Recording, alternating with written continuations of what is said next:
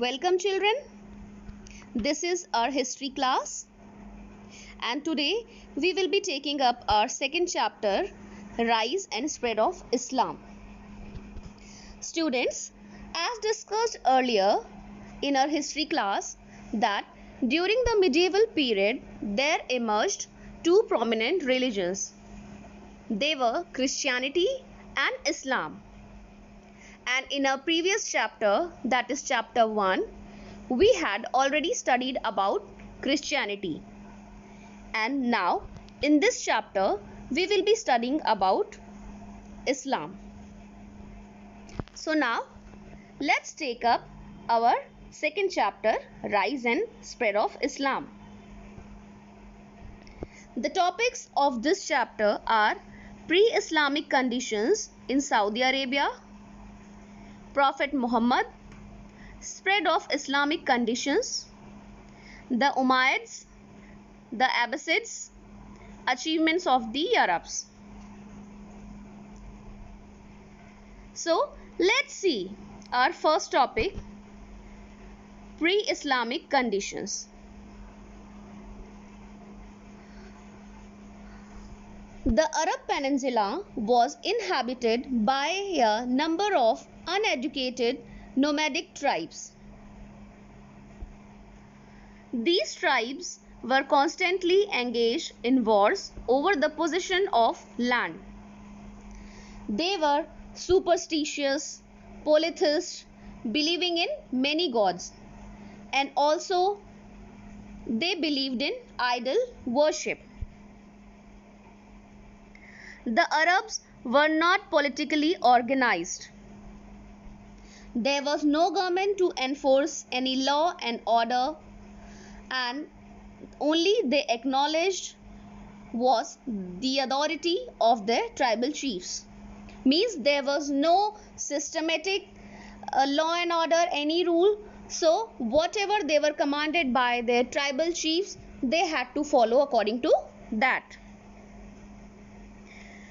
And then in the 7th century, a new religion known as Islam arose in Arabia, which led to the establishment of a big empire and also united the warring tribes. Islam was the religion which arose in Arabia in the 7th century. Okay. Now let's see who was the founder of this religion. Prophet Muhammad. Prophet Muhammad was the founder of religion Islam. He was born in Mecca in about CE 570. Followers of Islam considered him as Allah's messenger, and those who followed Islam, means followers of Islam, they were known as Muslims, which means people who give themselves to God. Muslims worship only one God, that is Allah. Islam, the word Islam means submission to the will of Allah. During early life, means here we are discussing about Prophet Muhammad. So during his early life, he was a trader. But later on in CE 610, Muhammad had his spiritual experience and he became a prophet. Prophet means who delivers the message of Allah. He called himself the messenger of the Supreme Being. He started preaching his messages. He started teaching people. He condemned idol worship. He said that people should be monotheist. They should not worship so many gods. They should believe in one God, that is Allah. And he started preaching like this. And at that time, what happened? Arabia was ruled by a number of tribes who worshipped many gods and performed many rites and sacrifices. So, they did not like Muhammad's teachings. So, what happened? Muhammad was then forced to leave Mecca and he moved to Medina in CE 622 with his followers. Yes, just because of his teachings and preachings, he was unliked by the tribes, and so he was forced to leave his own place and migrate to some other place. So he migrated to Medina in CE 622 along with his followers. This year of emigration is known as Hijrat. Hijrat or Hijri became the first year of the Muslim calendar. Emigration means this only, the act of leaving one's own country to settle in some foreign country. This is emigration. And then when he moved to Medina, he became very popular. He started teachings over there, and there also people, they followed him a lot, and he became almost the leader of whole Arabia. But in CE 632 he died. After this, his followers, they started preaching his messages and spreading the religion. Prophet Muhammad's successors were known as caliphs or khalifas. Means after the death of Prophet Muhammad, the system of khalifa, it emerged, and Muhammad's successors, they were known as khalifas who started ruling the country with the religion Islam. Teachings of Muhammad. Now students, Islam, it means submission to the will of God or Allah. So the religion of Islam is based on 5 principles according to Muhammad. And these 5 pillars are 5 acts of worship which every Muslim has to perform. Now let's see these 5 pillars of Islam. First is Shahada, means according to this act, there is no God but Allah and Muhammad is his prophet. Means there is only one God which people should worship, and that is Allah. Second is Salat, means a person following Islam religion must offer prayers 5 times every day, and on Friday they should offer their prayers in a mosque. Then third is Zakat, means people must give alms to the poor as an offering to Allah and a religious act. Means people must do some charity. Then is Siyam, or you can say fasting, means Muslims must keep fast from dawn to dusk during Ramadan or Ramzan, the 9th month of their lunar year. Then 5th pillar is Hajj, means pilgrimage to Mecca. According to this pillar, once in a lifetime every Muslim should travel to Mecca, and this pilgrimage is called as Hajj. Muhammad's teachings were simple and they brought the Arabs under a common political rule and united them.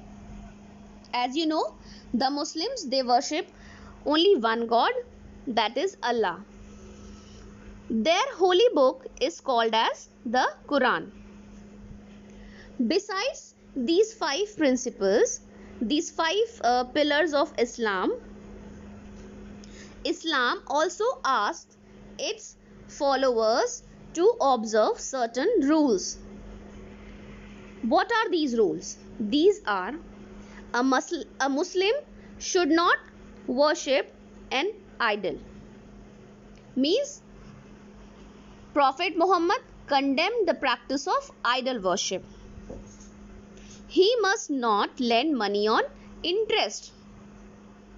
Means if any money we are giving to any person, that should not that interest should not be taken on that money. He should lead a life of virtue and benevolence. Means a person following Islam religion should have moral excellence. All Muslims must regard themselves as brothers and remain equal. Means there should be a feeling of brotherhood among all. So these were the teachings besides their five principles. Now let's see spread of Islamic civilization.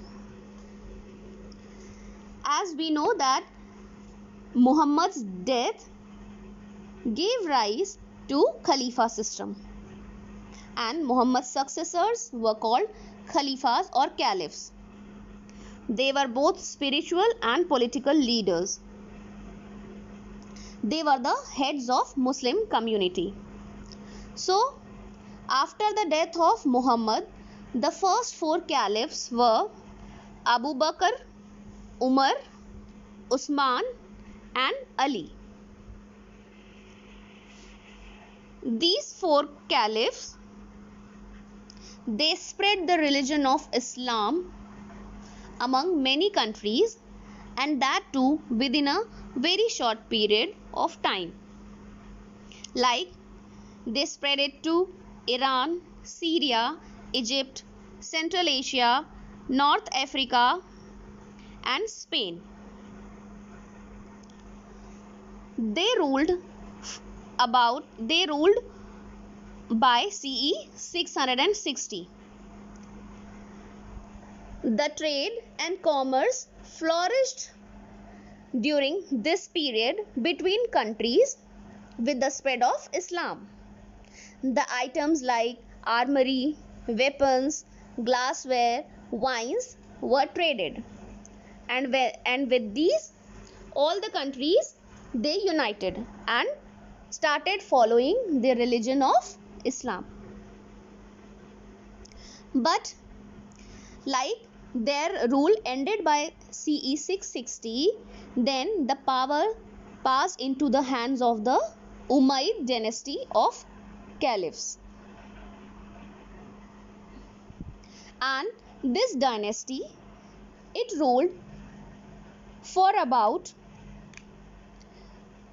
90 years. Means that is the Umayyad dynasty, they ruled by 750 CE, and thereafter the Abbasid dynasty, it took over the region,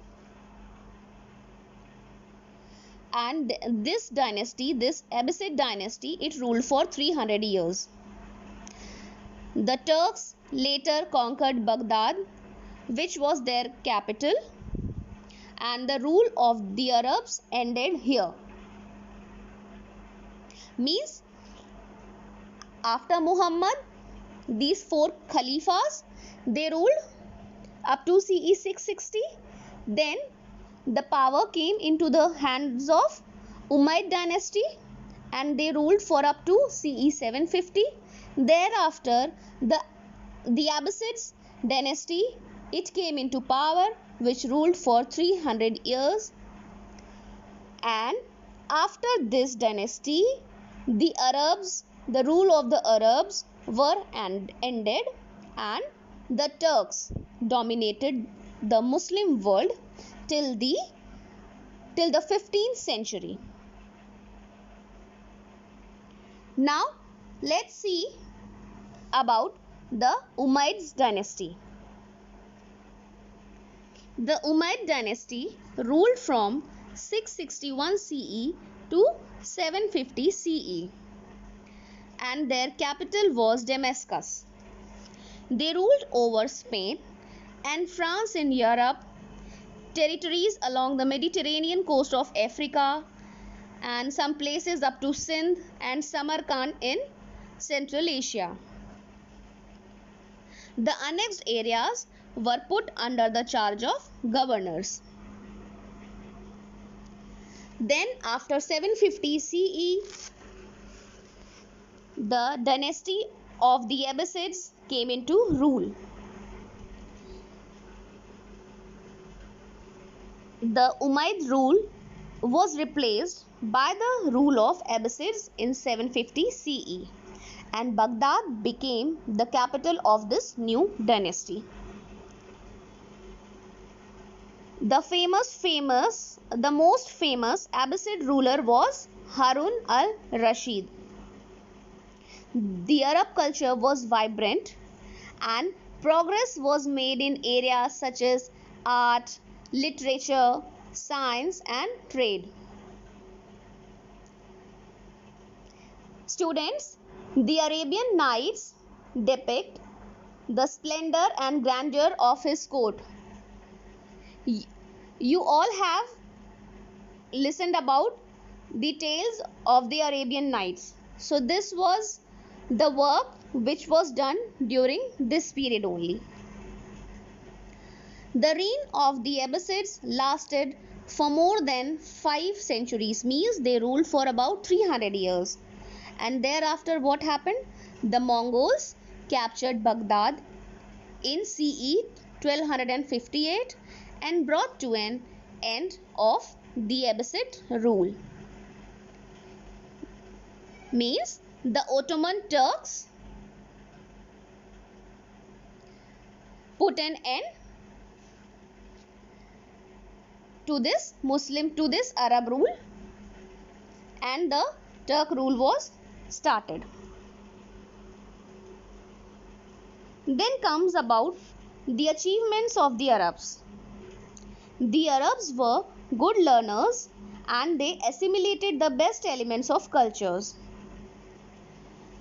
After coming in contact with different cultures like Indian culture, Chinese, Greek, and Persian, they developed and enriched their knowledge of algebra, geometry, and astronomy as well.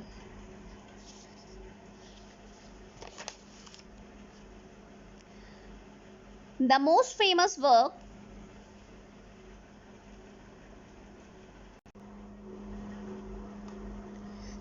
scientists and scholars like Ibn Sina, Muhammad al-Raza, and Omar Khayyam, they worked a lot during this period. The most famous work of Omar Khayyam is the Rubaiyat. Also, the art of calligraphy, it flourished a lot during this period. New architectural features such as the dome and minaret were introduced during this period. The medieval Arab civilization was an advancement and vibrant civilization, contributing immensely to the contemporary world. So, with this, we have finished this chapter, Rise and Spread of Islam. So, in this chapter, we studied about the pre-Islamic conditions in Saudi Arabia, then Prophet Muhammad, who was the founder of the religion Islam, about his early life, 5 pillars of Islam, teachings of Islam, and spread of Islamic civilization as well. Also, the emergence of the Umayyads dynasty, the Abbasids dynasty, and then last, the achievements of the Arabs. So, okay students, this was all about this chapter. Thank you.